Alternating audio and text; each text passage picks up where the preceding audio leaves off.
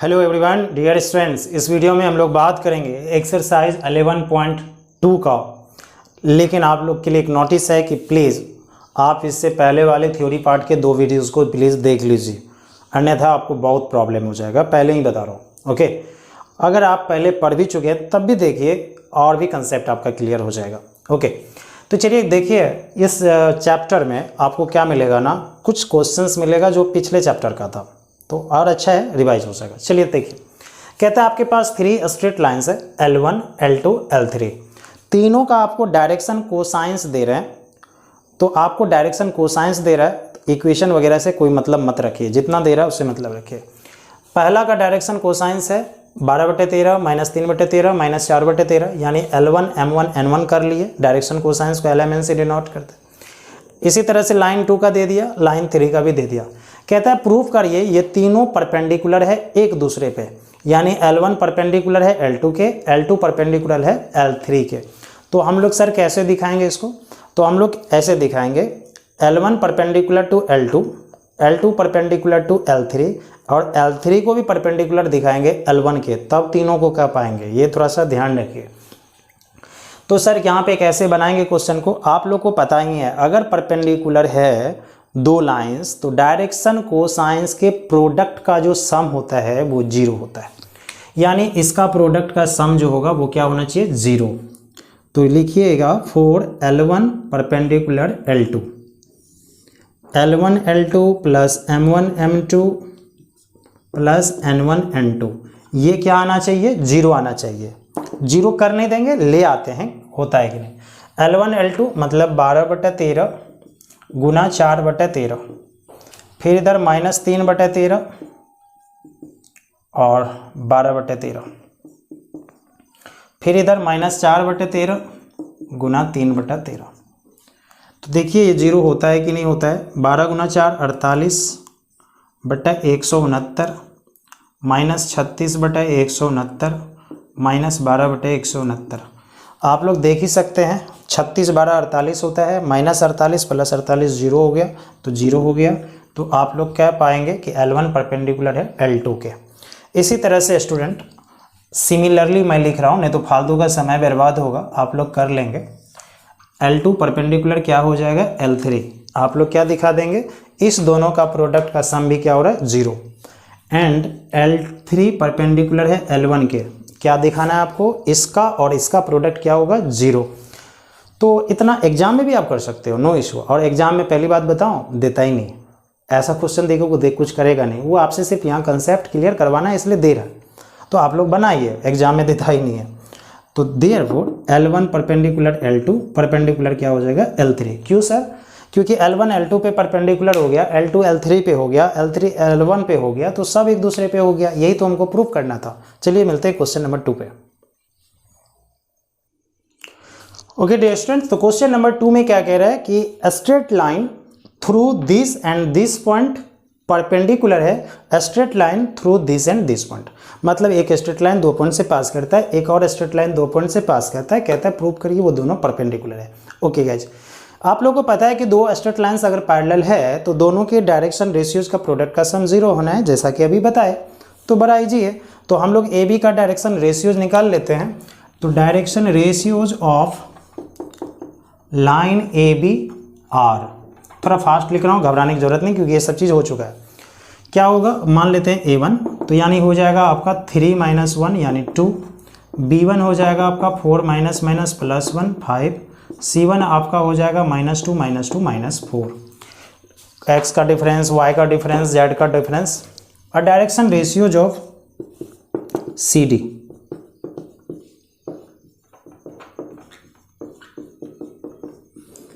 और A2 मान लेते हैं, हो जाएगा 3 - 0 3। B2 हो जाएगा 5 - 3 2, और C2 हो जाएगा 6 - 2 यानी 4।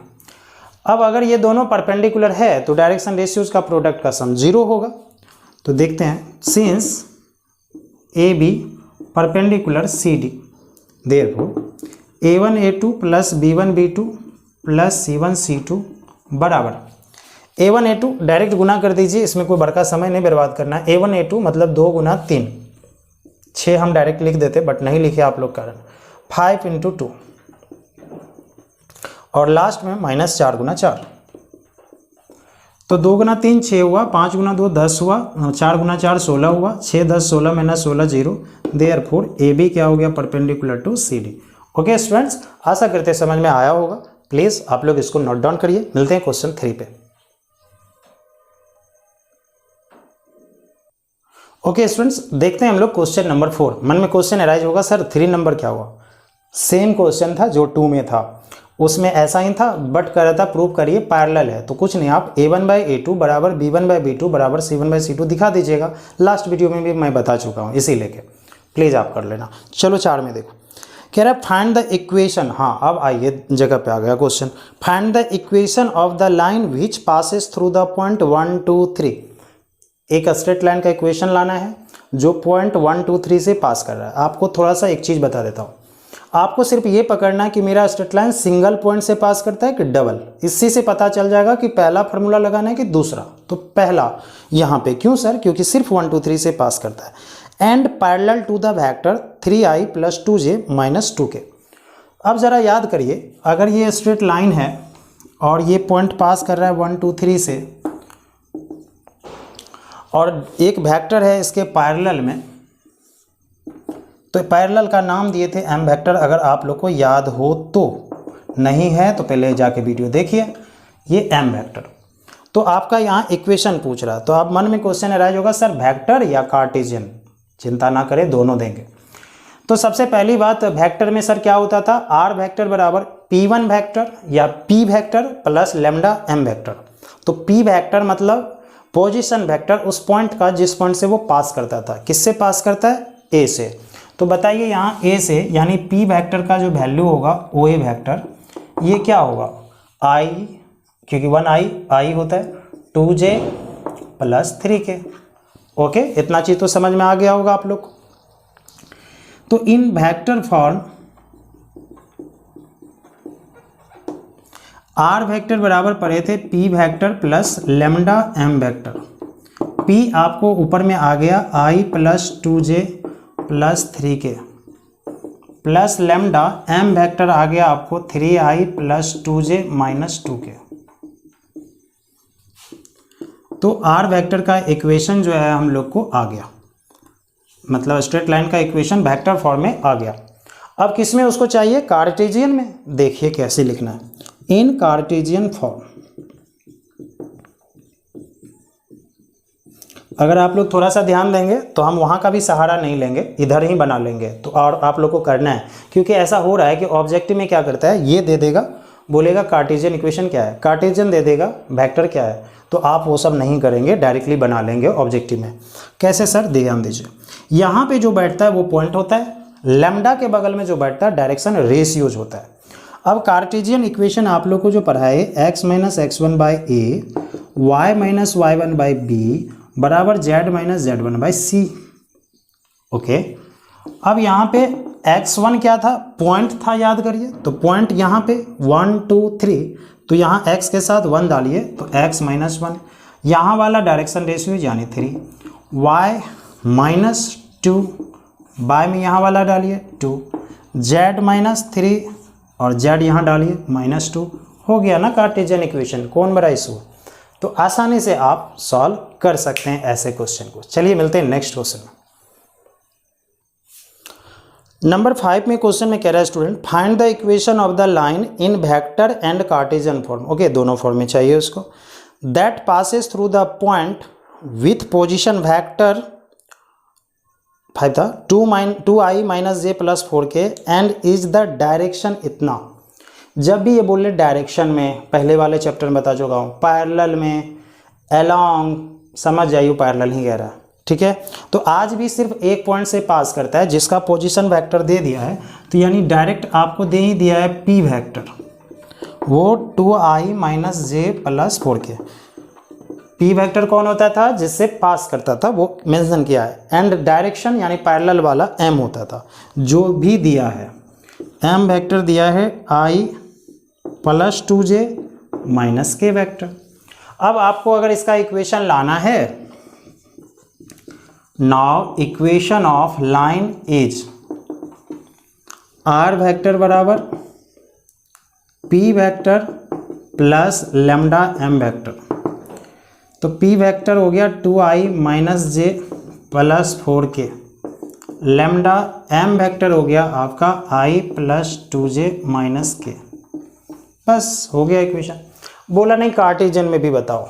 ओके, अब आप लोग बता ही सकते हैं। आप लोग एक काम करिए, यहाँ वीडियो स्किप करिए, मतलब स्टॉप करिए और पहले इसको कार्टेशियन फॉर्म में आप लिख लीजिए, तब देखिए। चलिए, ये जो होता है वो पॉइंट, ये होता है डायरेक्शन रेशियोज।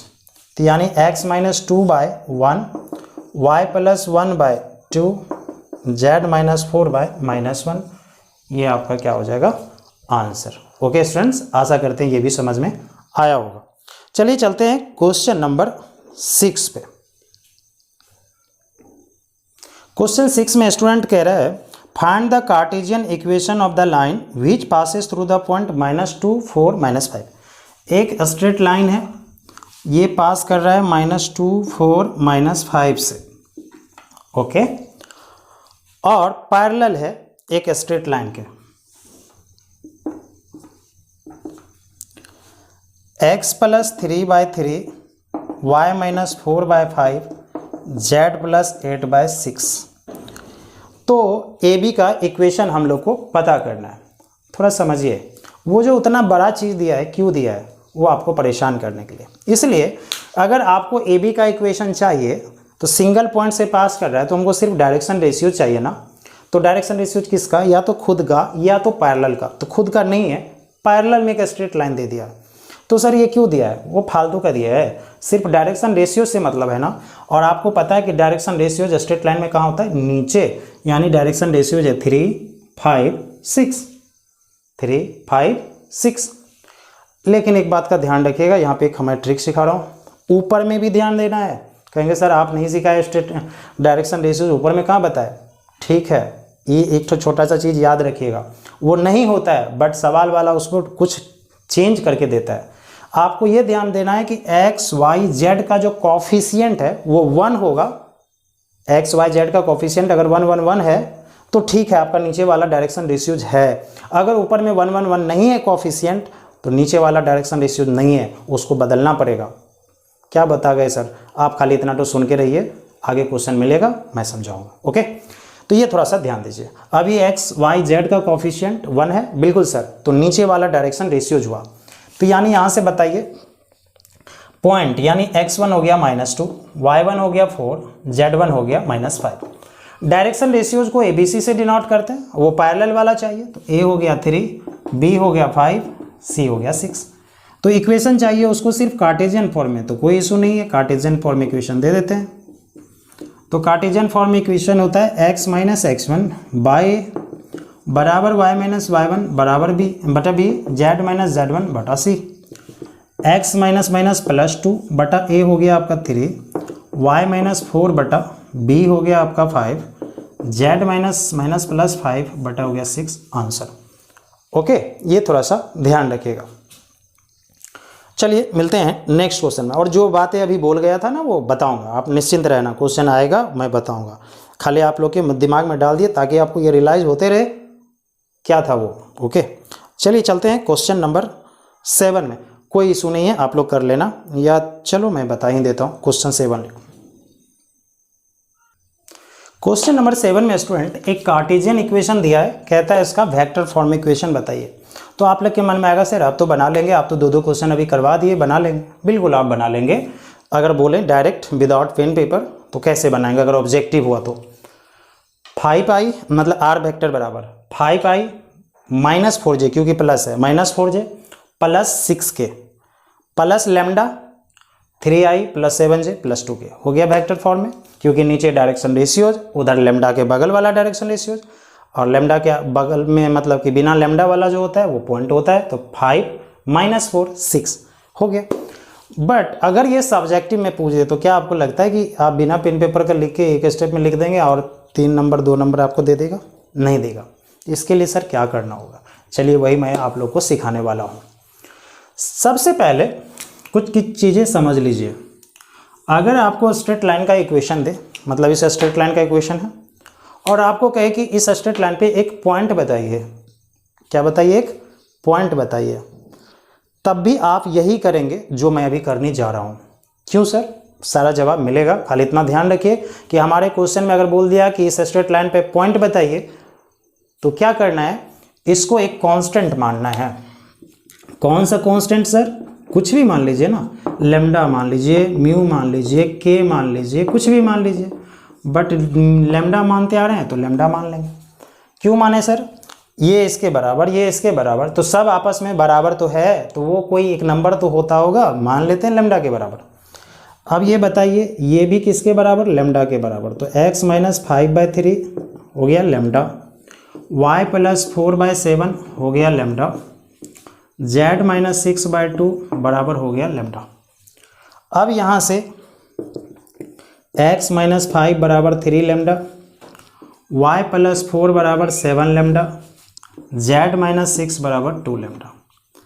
यहाँ से x बराबर हो गया 3 लेमडा प्लस 5, y बराबर 7 लेमडा माइनस 4 और z बराबर हो गया 2 lambda plus 6। Okay, x y z, ये जो वैल्यू आया आपका, क्या आया? ये एक पॉइंट आया इस स्ट्रेट लाइन पे। बोलोगे सर कैसे?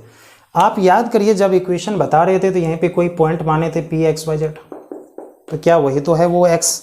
तो इसीलिए जब भी आपको स्ट्रेट लाइन पे मतलब इस तरह का दे और बोले आपको इस पे एक पॉइंट बताना है, तो आप यही करेंगे, यहाँ पे पहुँचेंगे, यही आपका पॉइंट का कोऑर्डिनेट हो गया। ठीक है, अब चूंकि क्वेश्चन तो मेरा पॉइंट का है नहीं, हमको कह रहा है वेक्टर फॉर्म में कन्वर्ट करिए। ओके, कर रहा हूँ। क्या अगर हम लोग इसमें किसी चीज़ से दोनों साइड मल्टीप्लाई करें तो फर्क पड़ेगा? नो सर, इसमें भी नहीं, इसमें भी नहीं। इसमें आई से मल्टीप्लाई कर रहे हैं दोनों साइड, इसमें जे से, इसमें के से। थोड़ा ध्यान दीजिएगा पेशेंस के साथ। इसको ज़रा मिटा रहा हूँ, नहीं तो फालतू होगा। तो अगर आई से मल्टीप्लाई करूँगा तो एक्स आई कैप बराबर 3 lambda I cap plus 5 I cap हो जाएगा। इसी तरह y में अगर j से करूंगा तो वाई जे कैप होगा 7 lambda j minus 4j, and last में z के अगर करूं तो 2 lambda k plus 6k। Okay, तो ये आपका ऐसा हो गया, इससे कोई फर्क नहीं पड़ता। अब इस तीनों को ऐड कर देंगे, एडिंग क्या किए फिर से समझिए, x में i से मल्टीप्लाई किए दोनों साइड, इसमें j से, इसमें k से, कोई फर्क नहीं पड़ेगा, दोनों साइड कर सकते हैं। अब जोड़ देंगे, क्या फर्क पड़ता है, जोड़ सकते हैं। तो अगर इधर ऐड करोगे आप तो xi plus yj plus zk, इधर ऐड करेंगे तो बिना लेमडा वाले को पहले लिख लेते हैं, 5i minus 4j plus 6k। इस तीनों को पहले ऐड कर लिया। इस तीनों में कॉमन है लेमडा, तो लेमडा कॉमन ले लिए, तो अब बचेगा 3i 7j प्लस 2k। नहीं समझ में आया? फिर देखिए, इस तीनों में लेमडा कॉमन है, अगर जोड़ेंगे तो आप 3i plus 7j plus 2k वही लिखो। और याद करिए, तो इसको r वेक्टर बोलते हैं कि नहीं? Yes sir. तो 5i minus 4j plus 6k lambda into 3i plus 7j plus 2k, यही उसका क्या हो जाएगा, वेक्टर फॉर्म में हो जाएगा। तो ये हो गया लॉन्ग प्रोसेस से। अगर 2 नंबर 3 नंबर में आपसे पूछेगा 5 नंबर में, तब आप ये काम करेंगे। और अगर ऑब्जेक्टिव देगा तो डायरेक्ट 5 आर वेक्टर बराबर 5i minus 4j plus 6k, 5i minus 4j plus 6k, 372, कोई इशू ही नहीं है। ओके, तो आप लोग को दोनों चीज़ सिखा दी। तो अगर पॉइंट पूछेगा तो आप लोग यहाँ तक आएंगे, कोऑर्डिनेट हो जाएगा एक्स वाई जेड, मतलब ये तीनों हो जाएगा। ठीक है, वैसा भी क्वेश्चन आएगा, मैं बनाऊंगा भी, नहीं भी होगा तब भी मैं बनाऊंगा, आप निश्चिंत रहना। ओके, चलिए मिलते हैं नेक्स्ट क्वेश्चन में। ओके स्टूडेंट, क्वेश्चन नंबर 8 में कह रहा है find the vector and the Cartesian equation of the lines that passes through the origin and 5 minus 2 और 3। ओरिजिन बोला तो मतलब 0 0 0 है, और फिर है 5 माइनस 2 3, 2 पॉइंट से पास कर रहा है, एक 0 0 0, एक 5 -2 3। ठीक है, तो 2 पॉइंट से पास किया तो P1 वेक्टर, P1 मतलब पोजीशन वेक्टर फर्स्ट पॉइंट का, इसका पोजीशन वेक्टर आप क्या लिखेंगे 0i 0j 0k। उसका P2 वेक्टर क्या लिखेंगे 5i -2j +3k। Now equation क्या था वेक्टर फॉर्म में, तो वेक्टर फॉर्म में होगा R वेक्टर बराबर P1 plus lambda P2 minus P1। कोई बोल रहा होगा सर यहाँ P1 माइनस P2 आप लिखे थे, कोई फर्क नहीं पड़ता, कुछ भी लिख दो। R वेक्टर बराबर P1 हो गया यही 0i plus 0j plus 0k, और लैम्डा P2 माइनस P1, इसमें इसको आप घटा भी देंगे तो कोई फ़र्क नहीं पड़ेगा क्योंकि 0 0 0 है, तो फाइनली यही होगा 5i -2j +3k।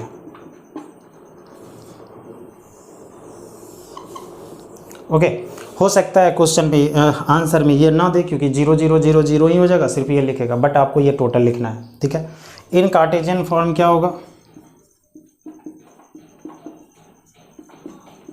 Cartesian form में था x माइनस x1 बटा x2 माइनस x1 बराबर y माइनस y1 बटा y2 माइनस y1 बराबर z माइनस z1 बटा z2 माइनस z1। देखिए वास्तव में अगर आपको ये फार्मूला याद नहीं है तब भी सवाल बनेगा, यहाँ से वेक्टर कार्टेशियन में कन्फर्म चेंज कर लीजिए, बट नहीं याद तो रखना है ना। x माइनस x1 हो गया 0 बटा 5 माइनस 0, y माइनस 0 बटा -2 माइनस 0, z माइनस 0 बटा 3 माइनस 0, x बटा 5 बराबर y बटा -2 बराबर z बटा 3। यही हो गया आपका स्ट्रेट लाइन का इक्वेशन। ओके, फिर स्टूडेंट 9 नंबर भी क्वेश्चन छोड़ रहा हूँ, आप लोग बना लो। कहता है 2 पॉइंट से पास कर रहा है 3 - 2 - 5 3 - 2 और 6, सेम तरह से बना लो x माइनस x1 बटा x2 माइनस x1 मिल जाएगा। ओके, 10 नंबर में चलिए कहता है 2 स्ट्रेट लाइंस आपको दे रहे हैं, एंगल बताइए क्या होगा। चलिए लिखिए 10 नंबर। तो पहला स्ट्रेट लाइन है R वेक्टर बराबर 7 नहीं है 2i माइनस 5j प्लस के lambda into 3i plus 2j plus 6। फिर है R वेक्टर बराबर 7i माइनस 6 के plus mu into i plus 2j plus 2k। पूछ रहा है कि दोनों स्ट्रेट लाइन के बीच का एंगल क्या होगा बताओ। तो याद करो मैं लास्ट वीडियो में दोनों बता चुका हूँ, मतलब वेक्टर फॉर्म भी बता चुका हूँ, कार्टेशियन फॉर्म भी बता चुका हूँ। तो वेक्टर फॉर्म में आप लोग को बताया था कि या कार्टेशियन में आपको सिर्फ डायरेक्शन रेशियो से मतलब होना चाहिए एंगल के लिए, लैम्डा के बगल वाला, यानी इस वेक्टर का। तो वो हो गया मेरा m1 vector 3i plus 2j plus 6k, and m2 vector हो गया आपका i plus 2j plus 2k। अब यहाँ से क्या क्या चीज़ फाइंड आउट करना होगा m1 m2 से, m1 डॉट m2। मन में आएगा सर क्यों, जो लास्ट वीडियो देखे हैं समझ गए होंगे कि एंगल का फार्मूला क्या होता है। तो डॉट निकालेंगे तो 3 × 1 प्लस 2 × 2 प्लस 6 × 2, तो 6 × 2 12 4 16 3 19 हो गया। और उसके बाद दोनों का मैग्नीट्यूड m1 वेक्टर का magnitude under root 3 square 2 square 6 square, तो 36 9 45 4 49 का हो गया 7। एंड m2 वेक्टर का 1 square plus 2 square plus 2 square, 4 4 8 1 9 हो गया 3। ओके, अब बताइए कि थीटा बराबर पढ़ाए थे cos inverse m1 dot m2 but m1 का मैग्नीट्यूड m2 का magnitude, cos inverse m1 dot m2 19 बटा 7 गुना 3, 19 बटा 7 गुना 3 21, यही हम लोग का क्या हो गया आंसर हो गया। अब कॉस इनवर्स इतने का वैल्यू फाइंड आउट आपको नहीं हो पाएगा, इसी लेके आप इसको रहने दें, यहीं पे आंसर लिखेंगे आप। ओके, फिर से स्टूडेंट आपके पास 11 नंबर में मतलब 10 का 1 भी है, 2 में भी आपका जस्ट क्या पूछ रहा है, एंगल पूछ रहा है। 12 नंबर में भी 11 में भी आपसे एंगल ही पूछ रहा है। 12 नंबर क्वेश्चन आ गया जिसमें आप लोग को वो जो डॉट मन में आ गया था, चलिए आ गया, मैं उसको बताने जा रहा हूँ। चलो 12 नंबर लिखो। ओके स्टूडेंट, अब देखिए स्टूडेंट्स, कह रहा है कि आपको ये स्ट्रेट लाइन का इक्वेशन है। देखिए वास्तव में है, बट ये स्टैंडर्ड फॉर्म में नहीं है। क्यों नहीं है? स्ट्रेट लाइन का इक्वेशन आप एक बार पढ़िए, आपको तुरंत पता चल जाएगा। x माइनस x1 कोई नंबर, x माइनस जैसे मान लीजिए 5, x minus 5 button number, but यहाँ देखिए 1 नंबर माइनस x, इसीलिए मैं बोला था ऐसा नहीं होना चाहिए, x माइनस होना चाहिए। ओके, यहाँ देखिए y माइनस होना चाहिए, बट 7y माइनस, यहाँ z माइनस 3, ये गुड है, कोई प्रॉब्लम नहीं है इसमें, z माइनस 3 होना चाहिए। तो यहाँ पे ये स्ट्रेट लाइन का इक्वेशन तो है, बट वो उल्टा पुल्टा करके दे रखा है ना, तो आप इसको सही करेंगे। तो कैसे करेंगे? x को बोले थे पॉजिटिव रखना है और कोफिशिएंट में सिर्फ 1 होना है, तो x माइनस 1 है, मतलब x के कोफिशिएंट -1 है, तो -1 कॉमन ले लेंगे तो x माइनस 1 हो जाएगा। बटे में जो है वही रहेगा, उसको कुछ टच नहीं करिए। इसमें y के कोफिशिएंट में 7 है, कॉमन ले लेंगे, y माइनस 2/2p हो जाएगा। z माइनस 3/2 है, इसको कुछ करने की जरूरत नहीं है। क्या करना है आपको? x के कोफिशिएंट में अगर जो भी है वो कॉमन निकाल लीजिए। x के कोफिशिएंट -1 था, कॉमन निकाल लिए। y के कोफिशिएंट में 7 था, कॉमन निकाल लिए। z के कोफिशिएंट में 1 है, तो 1 तो कॉमन निकालते नहीं। अब जरा इसको बताइए, x माइनस 1/, ये माइनस नीचे भी रह जाए तो कोई फर्क नहीं पड़ता, y माइनस 2/2p, ये 7 गुना में है, नीचे आएगा तो भागा में लिखेंगे, ये 7 उठ के ऊपर चल जाएगा, कोई फर्क नहीं पड़ेगा, और बराबर z माइनस 3/2। अब आप सही से देखिए, x माइनस x1 बटा a, y माइनस y1 बटा b, z माइनस z1 बटा c, क्या स्टैंडर्ड फॉर्म आया? अब हुआ आपका ये स्टैंडर्ड फॉर्म। तो स्ट्रेट लाइन वो भी है, बट नहीं है स्टैंडर्ड। तो यहाँ से आप बताइए कि इसका डायरेक्शन रेशियोज क्या होगा? a1 हो गया -3, b1 हो गया आपका 2p/7 और c1 हो गया 2। बस स्टूडेंट यही आप लोगों को सीखना है कि इसको स्टैंडर्ड फॉर्म में कैसे करते हैं। अब देखिए, एक तो स्ट्रेट लाइन ये हुआ, दूसरा स्ट्रेट लाइन फिर दे रखा है L2। तो L2 क्या है सर? L2 है 7 माइनस 7x/3p बराबर y माइनस 5/1 बराबर 6 माइनस z बटा 5।